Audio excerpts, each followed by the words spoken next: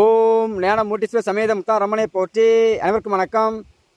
ஒருவர் ஜாதகத்தில் சுக்கிரன் சனி சேர்க்கை இருந்தால் இந்த ஜாதகருக்கு பலன்கள் எப்படி இருக்கும், அதுக்குண்டான வாழ்வியல் பரிகாரங்கள் என்ன, கர்மா பரிகாரம் என்ன அப்படிங்கிறத தெளிவாக சொல்கிறேன். நண்பர்கள் இந்த ஆடியோவை முழுமையாக கேளுங்க, தெளிவாக புரியும். ஒருவர் ஜாதகத்தில் சுக்கிரன் சனி சேர்ந்து இருக்குது அப்படின்னாலே இந்த ஜாதகருக்கு முதல்ல திருமணம் சார்ந்த விஷயங்கள் அப்படிங்கிறது, உங்களுக்கு குடும்பம் அமைகிறது அப்படிங்கிறது கொஞ்சம் கால தாமதமாகும். அப்படி கால தாமதமாகி திருமணம் முடிகிறது அப்படிங்கிறது நல்லது. அது ஆண்களுக்காக இருந்தாலும் சரி, பெண்களுக்காக இருந்தாலும் சரி. ஏன்னா சுக்கிரன் அப்படிங்கிறது பார்த்திங்கன்னா பொருளாதாரம், சனி அப்படிங்கிறது பார்த்திங்கன்னா உங்களுக்கு தாமதம். அப்போ இந்த ஜாதகருக்கு பார்த்திங்கன்னா பொருளாதாரம் அப்படிங்கிறது, காசு பணம் லக்ஸரியான ஒரு வாழ்க்கை அப்படிங்கிறது பார்த்திங்கன்னா திருமணம் முடிஞ்சு உங்களுடைய மனைவி என்று சொல்லக்கூடிய ஒரு உறவு, கணவன் என்று சொல்லக்கூடிய ஒரு உறவு, தாம்பத்தியம் என்று சொல்லக்கூடிய ஒரு விஷயம் உங்களுக்குள்ள எப்போ அரங்கேற ஆரம்பிக்குதோ அதுக்கப்புறம் தான் இந்த சனி சுக்கிரன் சேர்க்கை அப்படின்னு உங்களுக்கு யோகத்தை கொடுக்கும். ஏன்னா கால தேவ கணக்குப்படி ரிஷப ராசி குடும்பஸ்தானத்தை குறிக்கும், துலாம் ராசி பார்த்தீங்கன்னா திருமண ஸ்தானத்தை குறிக்கும். அப்போ 2க்கும் 7 சுக்கிர பகவான் கால தேவ கணக்குப்படி 10ஆம் இடம் என்று சொல்லக்கூடிய கர்ம ஸ்தானாதிபதி என்று சொல்லக்கூடிய சனி பகவான் சம்பந்தப்பட்ட ராசி அமைப்பில் சனி பகவான் இருக்கிறதுனாலையும், அதே சமயத்தில் 11ஆம் இடம் என்று சொல்லக்கூடிய லாபஸ்தானத்திற்கு சனி பகவான் ஆதிபத்தியம் பெற்று வர்றதுனால இந்த 2 கிரகங்களும் ஒன்றா சேரும் பொழுது இந்த கிரக சேர்க்கை அப்படிங்கிறது உங்கள் ஜாதகத்தில் எந்த ஸ்தானத்தில் இருந்தாலும் சரி, இந்த 2ஆம் இடம் என்று சொல்லக்கூடிய வருமானம், 7ஆம் இடம் என்று சொல்லக்கூடிய நண்பர்கள், மனைவி சம்பந்தப்பட்ட உறவுகள், 10ஆம் இடம் அப்படிங்கிற தொழில், 11ஆம் இடம் அப்படிங்கிற லாபம், இது எல்லாமே உங்களுக்கு மறைமுகமாக செயல்பட்டுகிட்டே இருக்கும். அப்போ இந்த ஜாதகருக்கு வாழ்க்கையில் பொருளாதாரம் அப்படிங்கிறது எப்போ வரும்னு கேட்டிங்கன்னா, குடும்பம் அமைஞ்சு மனைவி வந்ததுக்கப்புறம் தான் சொந்த தொழில் செஞ்சாலே லாபங்கள் அதிகமாக இருக்கும், வருமானங்கள் வரும். சரிங்களா? அப்போ அதே சமயத்தில் திருமணம் அப்படிங்கிறது பார்த்திங்கன்னா கொஞ்சம் கால தாமதம் எடுக்கும். 21 வயசில் முடியக்கூடிய திருமணம் ஒரு 25, 26, 27 இப்படி வயசை காலத்தை கடத்தி தான் உங்களுக்கு அந்த நல்ல விஷயத்தை கொடுக்கும். அப்படி முடிக்கிறது தான் நல்லதும் கூட.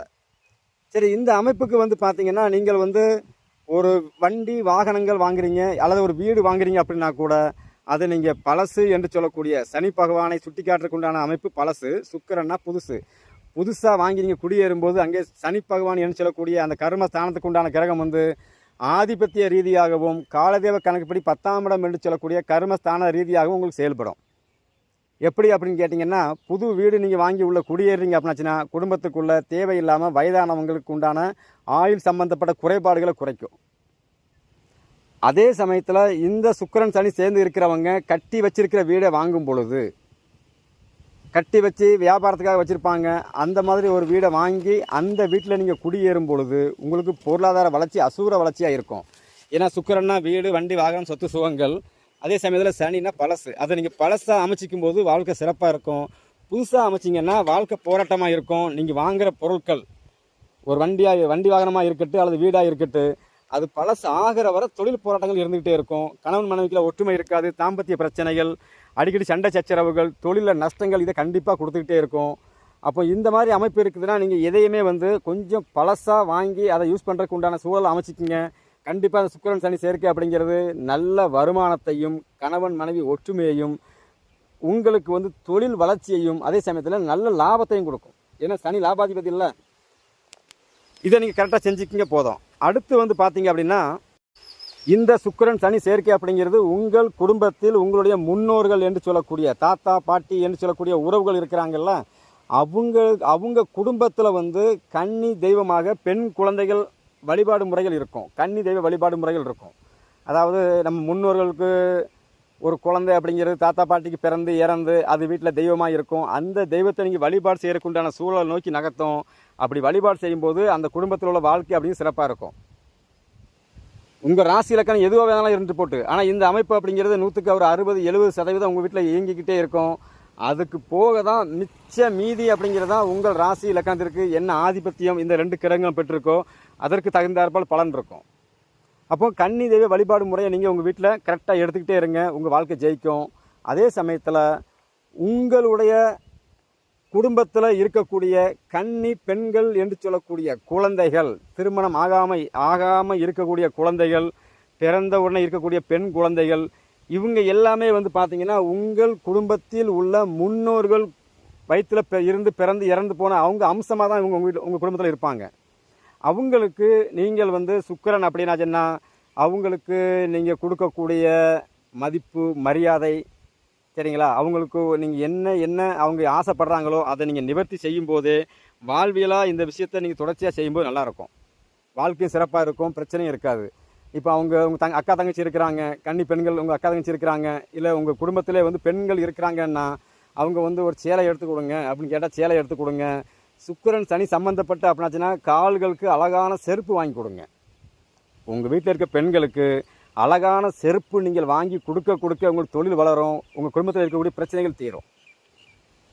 உங்கள் குடும்பத்தில் வந்து கல்யாணம் ஆகாமல் இருக்கக்கூடிய பெண்களுக்கு வயது தாண்டி திருமணம் முடியாமல் இருக்கிற பெண்கள் இருக்கிறாங்கன்னா அவங்களுக்கு உங்களால் முடிஞ்ச உதவிகளை உங்கள் குடும்பத்தில் இருக்காங்கன்னா அவங்களுக்கு செஞ்சு அவங்க கல்யாணத்திற்கு உண்டான விஷயத்தை நீங்கள் அரங்கேற்றம் பண்ணி உங்கள் செலவில் நீங்கள் அதை முடித்து கொடுத்துட்டீங்க அப்படின்னா உங்கள் வம்சத்தில் இந்த சுக்கிரன் சனி சேர்க்கை அப்படிங்கிறது என்ன ஆதிபத்தியம் பெற்றிருந்தாலும் சரி, சுக்கிரன் சனி அப்படிங்கிறது காலதேவ கணக்குப்படி 2, 7, 10, 11 ஸ்தானத்துக்கு அதிபதியாக வந்து குடும்பம் வருமானம், அதே சமயத்தில் வந்து திருமணம் சார்ந்த விஷயங்கள், தொழில் லாபங்கள் எல்லாத்தையும் குறிக்கிறதுக்குண்டான அமைப்பு அது கரெக்டாக வேலை செய்யும்.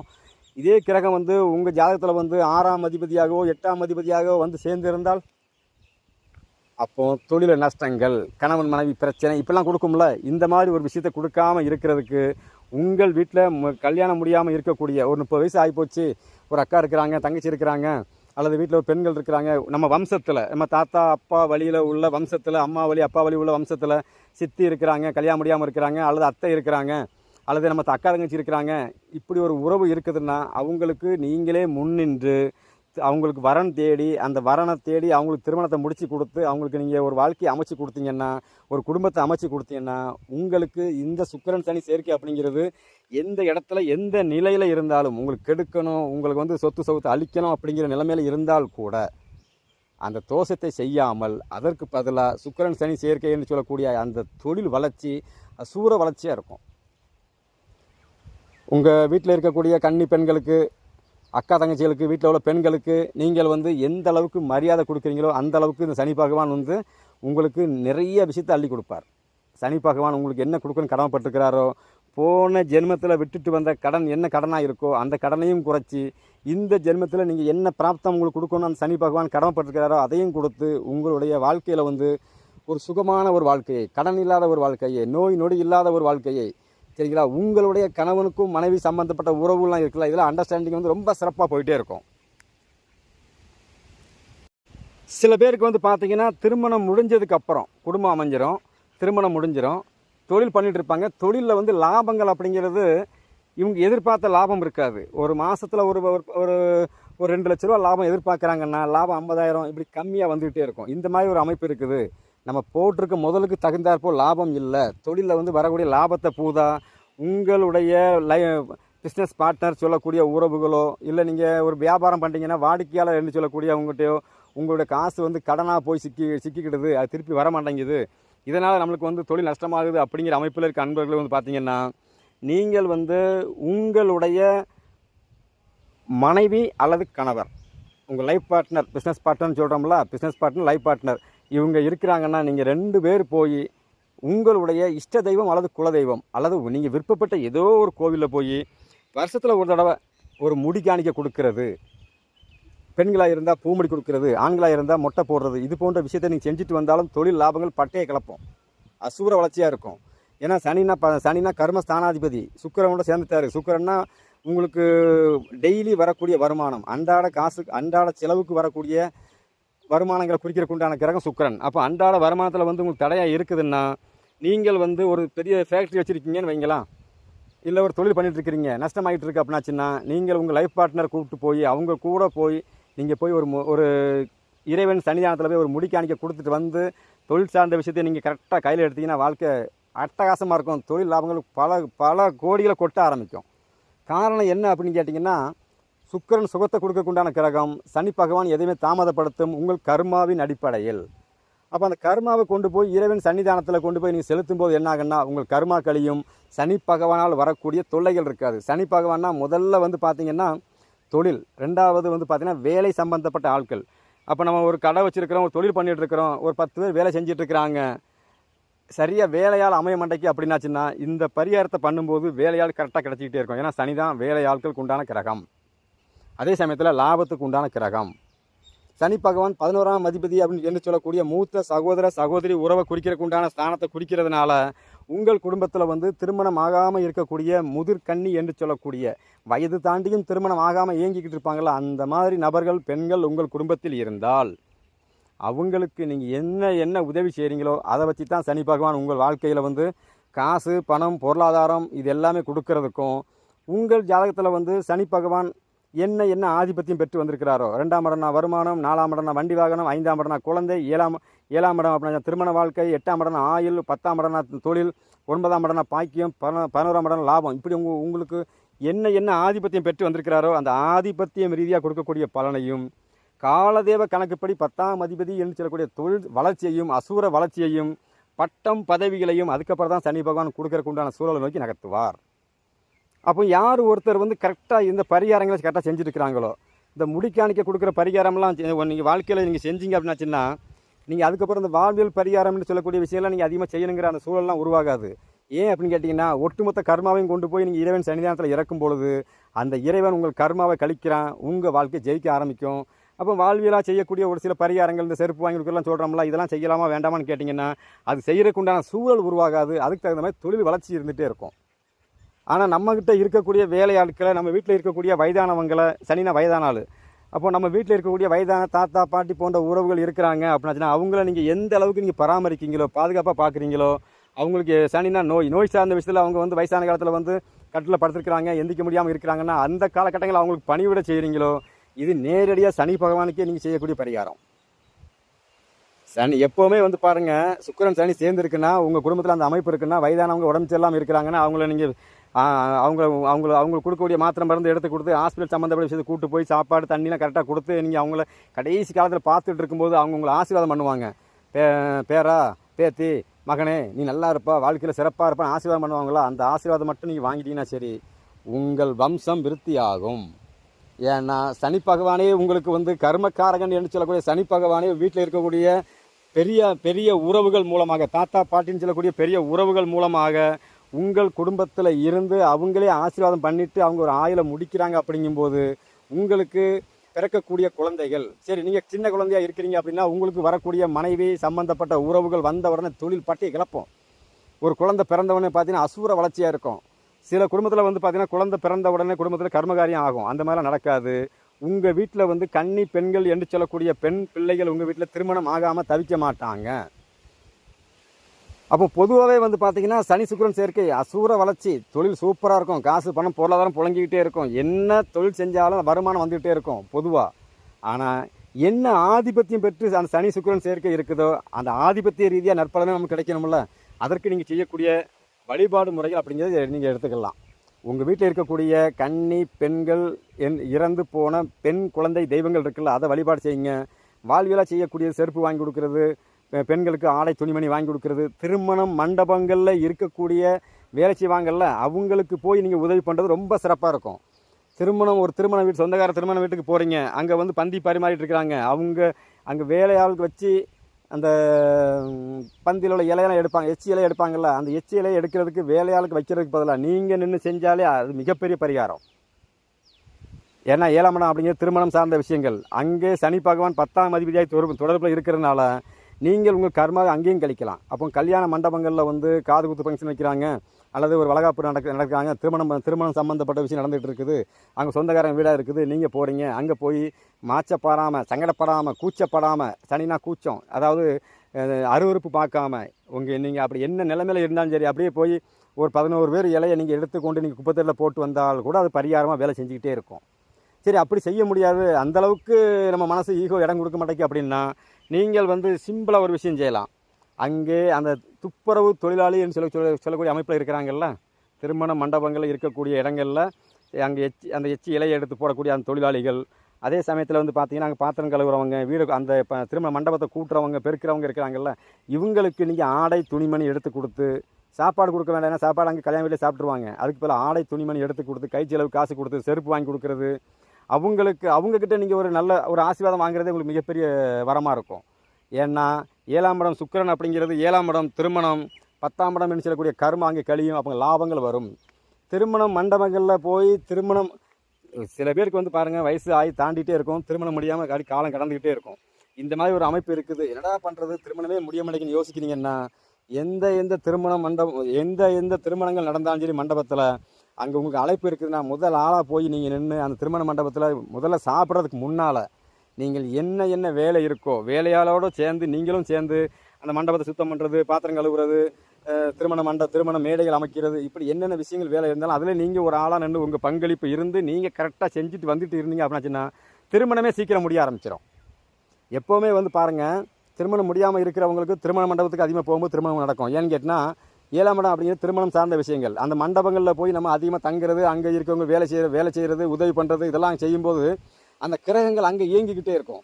எப்படி கோவிலுக்கு போனால் குரு பகவான் இயங்குகிறாரோ அது மாதிரி திருமணம் சார்ந்த மண்டபங்கள் நடக்கக்கூடிய இடங்களுக்கு ஃபங்க்ஷன்கள் சுகபோகமான ஒரு ஃபங்க்ஷன் நடக்கிற இடங்களில் வந்து பார்த்திங்கன்னா சுக்கிர பகவான் இயங்கிக்கிட்டே இருப்பார். அப்போ அங்கே வேலை செய்கிறவங்களுக்கு திருமண மண்டபம், அதே சமயத்தில் காதுகுத்து ஃபங்க்ஷன், இப்படி என்னென்ன சுகபோகமான ஒரு அமைப்பு இருக்குதோ அந்தந்த இடங்களில் இருக்கக்கூடிய ஃபங்க்ஷனில் இருக்கக்கூடிய இடங்களுக்கு நீங்கள் போயிட்டு வரும்போது என்ன ஆகுன்னா உங்களுக்கு அங்கே சனி பகவான் அங்கே வந்து பார்த்தீங்கன்னா சுக்கிர பகவான் இயங்கிக்கிட்டே இருக்கும், சுக்கிரனுடைய ஆதிக்கம் அதிகமாக இருக்கும்.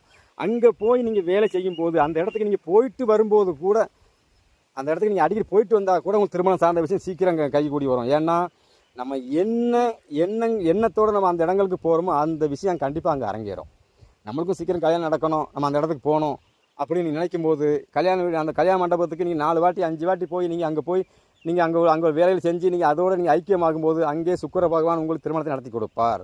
இங்கே சனி சம்மந்தப்பட்டுக்கிறார்ல, அப்போ அங்கே போய் வேலை செய்ய வேண்டும், உங்களால் முடிஞ்ச உதவியில் செய்யணும். அங்கே போய் உங்களுடைய உங்களுக்கு உங்களுக்கு அங்கே வேலை செய்ய முடியுதோ அந்த வேலையில் நீங்கள் செஞ்சு அதை ஒரு வாழ்வியல் பரிகாரமும் செய்யலாம். ஆனால் பொதுவாக வந்து பார்த்திங்கன்னா சுக்கிரன் சனி அப்படின்னாலே வந்து பார்த்திங்கன்னா எல்லாமே பழசுன்னு அர்த்தம். அதை தெளிவாக புரிஞ்சுக்கிங்க. எல்லாம் காலதாமதமாகி தான் கிடைக்கும். உங்களுக்கு பழசாக தான் இருக்கணும், பழசாக இருந்தால் தான் நல்லது, சரிங்களா? அப்போ ஒரு சேலை துணிமணி உடுக்கும்போது கூட நீங்கள் மிடுக்கான துணிமணி உடுத்துட்டு போகும்போது கூட உங்களுக்கு பாருங்கள் கொஞ்சம் பிரச்சனையாக இருக்கும். அதே ஒரு புது சேலையை தான் எட்டு வந்திருப்பீங்க, ஆனால் டிசைன் பாருங்கள் பழைய டிசைனாக இருக்கும். இது இப்படி தான் உங்களுக்கு மாறும். லேட்டஸ்ட்டாக உள்ள டிசைனில் ஒரு சேலை எடுக்கணும்னு சொல்லி பெண்கள் போவாங்க, ஆனால் ஆசைப்பட்டு ஒரு சேலை எடுத்துகிட்டு வந்துடுவாங்க. திருப்பி வந்து பார்த்தா வீட்டில் வந்து பார்த்தாச்சுன்னா அந்த சேலை வந்து 15 வருஷத்துக்கு முன்னால் வந்த டிசைனாக இருக்கும், பழைய டிசைன், ஓல்டு டிசைனப்பா அந்த டிசைனே எடுத்துகிட்டு வந்தா அப்படின்னு கேட்பாங்க. இதெல்லாம் அவங்களுக்கு இப்படி தான் அமையும். அப்படி அமையிறதான் சிறப்பும் கூட. இல்லை காஞ்சிபுரம் பட்டு நான் இப்போ சடனாக போய் நேற்று தான் தயார் பண்ணாங்க, இன்றைக்கி வந்த மாடல் நீங்கள் எடுத்திங்கன்னா அந்த துணி அப்படிங்கிறது உங்களுக்கு பயன்படாது. நல்லா யோசிச்சு பாருங்கள், உங்களுக்கு தெளிவாக புரியும், சரிங்களா? அப்போ சுக்கிரன் சனி சம்மந்தப்பட்டிருக்குது. முதல்ல போய் உங்கள் குடும்பத்தில் இருக்கக்கூடிய பெண்கள் சம்மந்தப்பட்ட உறவுகள் வீட்டில் இருக்கிறவங்களுக்கு ஹெல்ப் பண்ணுங்கள். உங்கள் வீட்டில் இருக்க கன்னி பெண்கள் வழிபாடு முறை இருக்குல்ல, தெய்வ வழிபாடு, இறந்த வழிபாடு இருக்குல்ல, அதை கரெக்டாக எடுங்க.